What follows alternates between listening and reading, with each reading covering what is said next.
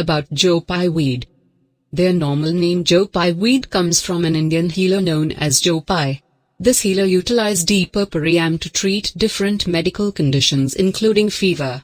In customary medication, these plants functioned as a superb treatment for typhus flare-ups, urinary lot afflictions, or kidney stones.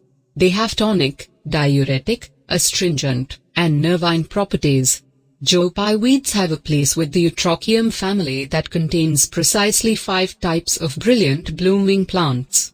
These species are dubium, fistulosum, maculatum, purpureum, and steelei.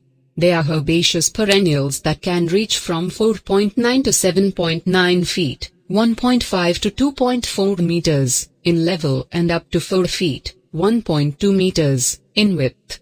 They are likewise cluster-forming plants and have a quick growth rate. Growing Joe Pye weed. By and large, Joe Pye weeds are presumably perhaps of the most agreeable and compensating blossoming plant you can have in your nursery. These plants don't require too much effort on your part to grow solid and blissful. In any case, this doesn't imply that you can disregard them completely and do fine and dandy without your assistance.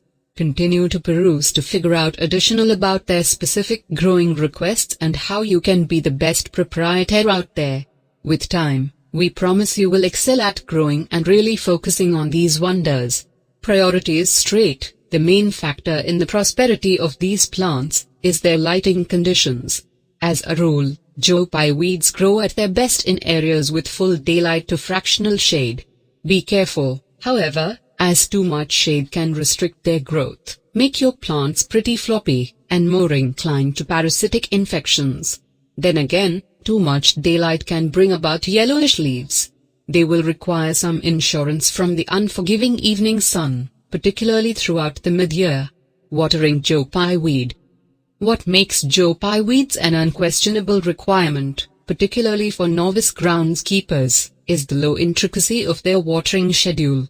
The possible time when these plants request a little consideration is during their most memorable growing season subsequent to planting.